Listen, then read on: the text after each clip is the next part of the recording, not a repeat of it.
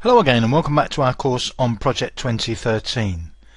We're now going to take a look at project options, which are normally accessed via Backstage View.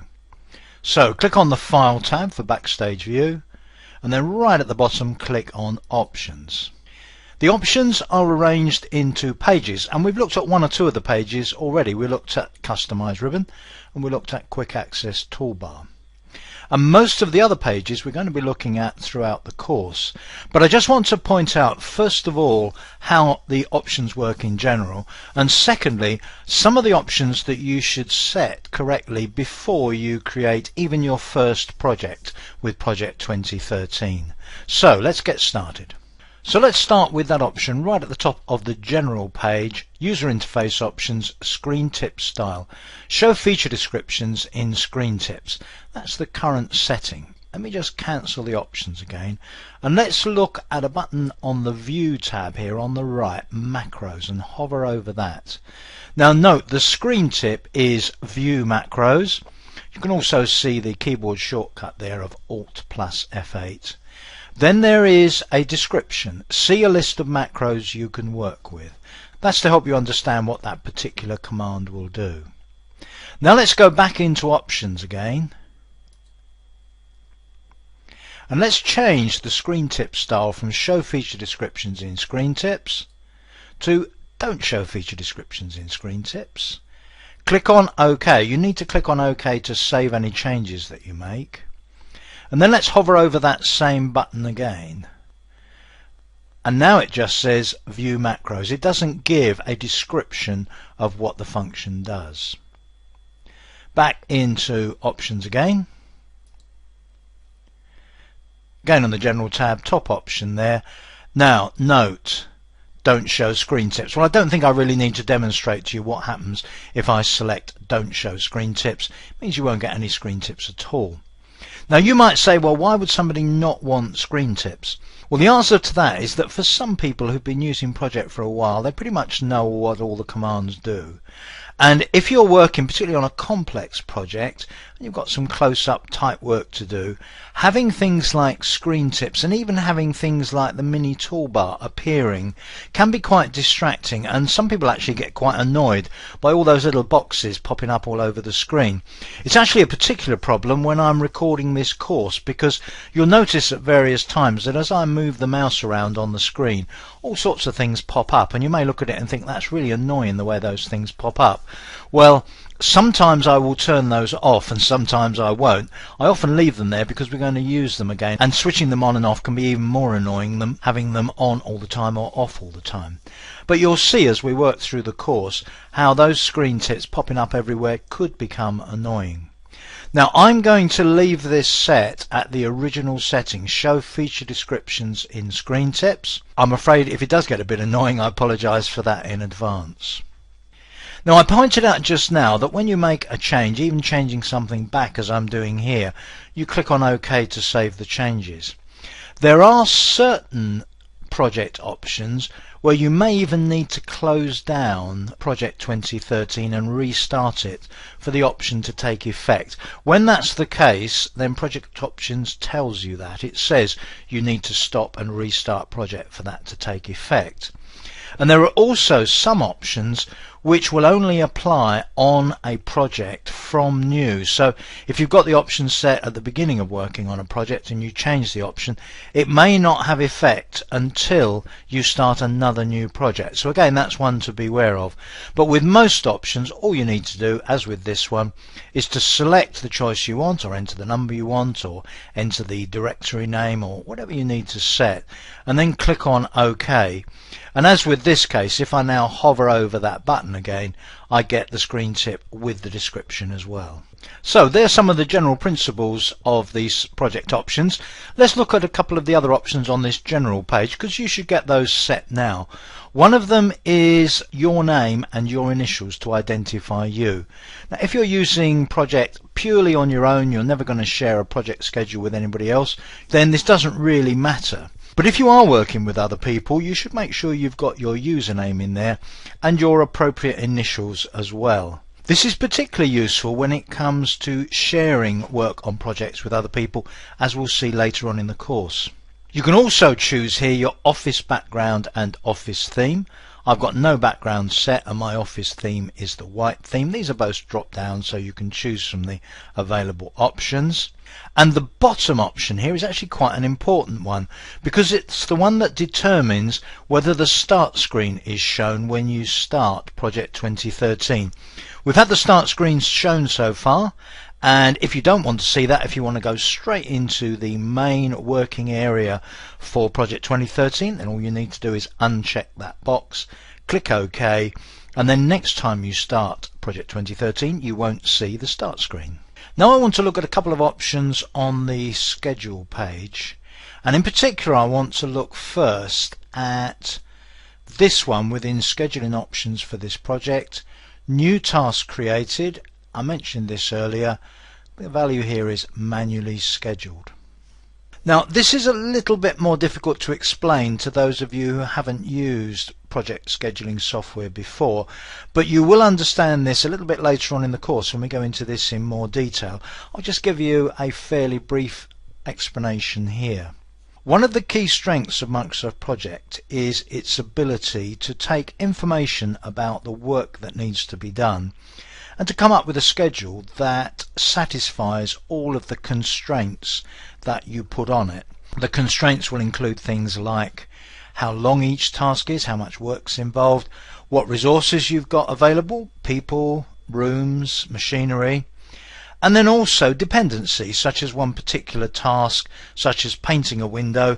You can't do that until you've actually put the window into the wall and things like that. Now it can take thousands and thousands of pieces of information like that and come up with a schedule that works. This is auto scheduling. But there is an alternative approach, and that is manual scheduling. And this is basically where you do all the scheduling work. You work out when each task starts and ends. Now you may think it sounds a bit bizarre to do manual scheduling yourself when you've got Microsoft Project to do it for you. But there are some situations where manual scheduling is your preferred approach. For example, if you're working on a very long project, say something that's going to last 5 years, and at the moment, say for the next 6 months, you can schedule automatically according to a set of constraints, estimates, costings, resource availability figures and so on. But beyond that, you're not really sure what sort of budget you're going to have available, you don't know what resources you'll have available and so on. What you may want to do in that longer term is to just manually schedule some big blocks of activity, say phase 2 of the project, as a big block, say for the 3rd quarter of next year. And you don't want Microsoft Project to try to reschedule that for you. You just want to show it in the schedule as a big block that Project won't move around. And there are some other situations where you might not want Project to manually schedule something. Now to be fair, many of the tasks that you might want to manually schedule, you can auto schedule but fix them in time using other approaches, but more of that later. For most people, for most types of project, the best setting for this is not manually scheduled, which is the default, but auto scheduled. Because you will find, I'm sure, that most of the time auto scheduled is going to be the way that you want to work. Now for some of you, I'm sure you'll find over time that this is not the best setting for you, but for most of you it will be the best setting. And in addition to that, if you look at the header on this section on the schedule page, scheduling options for this project, there's a drop down here, and the current value of the drop down is all new projects.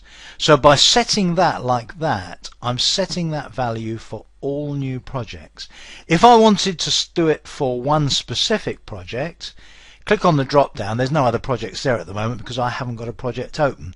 But if I did have a project open, it would appear here, and I could even have a different setting for how new tasks are created for a specific project. Now I should point out that the setting we're making here is only the default for how tasks are created. If you create a task that is auto-scheduled, you can manually change it to being manually scheduled, and of course you can change manually scheduled tasks to being auto-scheduled as well. So as you would expect, there's plenty of flexibility there in Project. So one thing I do want you to do now is to make sure you've got that set at auto-scheduled for all new projects as your default, and then when we've just checked one other setting, you're going to click OK to save that. Okay, the one other setting we need to check is a little bit further down the same page. It's the one in the calculations section. Calculate project after each edit, on or off. Now, it's very important that you have that set to on. On is the default. I'm pretty sure you'll find it set to on. Just briefly explain what that means. When you have particularly a very big project, every time you change a piece of information in the project, if this is set to on, Project recalculates the whole schedule. It takes every piece of information into account again, and whatever change you've just made, even if it's just to change one task from being 3 days long to being 4 days long, it will recalculate the whole project. Now, on a modern computer with reasonably good power, reasonable amount of memory and so on, that is virtually instantaneous, even with a very big project.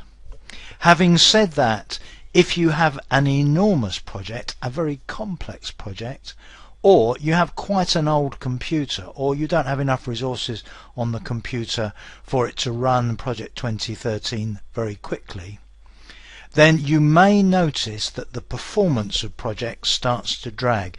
Every time you make a small change, you have to wait a few seconds before you can do anything else while it recalculates the project. One option you have is to switch calculation off. And if you switch it off, what that means is that when you make a change, like changing a duration from 4 days to 5 days, it doesn't recalculate the project. You make the change, it knows you've changed the duration, but it won't recalculate the project until you manually recalculate it. So what you would do is you push a button on one of the tabs of the ribbon that says calculate, and it recalculates the whole project at that point in time. Now, to be fair, some people prefer not to have calculation on anyway. They quite like manually recalculating a project, but I would say that for most people having it on is a better option, because for one thing, depending on some other settings, you immediately become aware of whether a change you have just made has caused a problem with your schedule. So making a task a bit longer, does it mean that the project can no longer finish on time? You may want to know about that straight away rather than waiting until the next time you manually recalculate the project. So for now, and unless you have a pressing reason to do otherwise, I'd like you to make sure you've got that switched on, and then we'll talk about the consequences of switching it off later on in the project.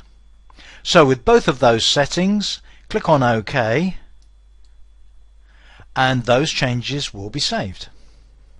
What I'd like to look at next is down on the language page of Project Options, and here it's very important to make sure that you have your language set up.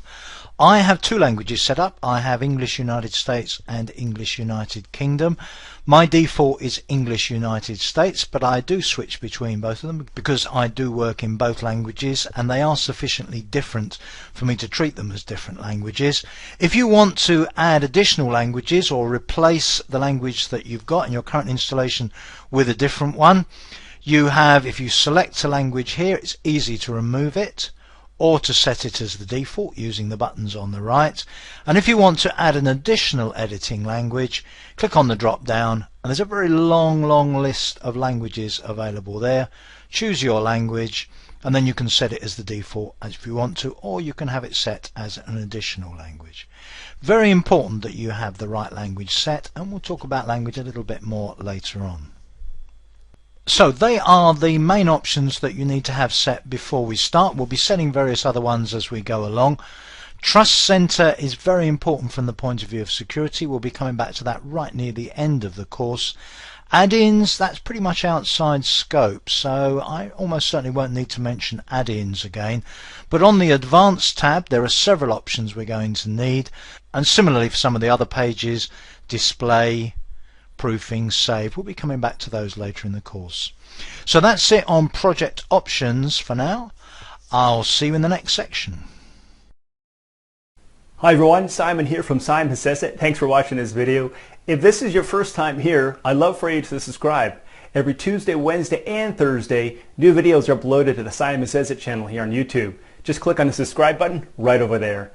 If you're interested in taking your Microsoft Project 2013 training to the next level, you can get 19 hours of Project 2013 training offered by Simon Says It. Just check out the About section below this video with more details.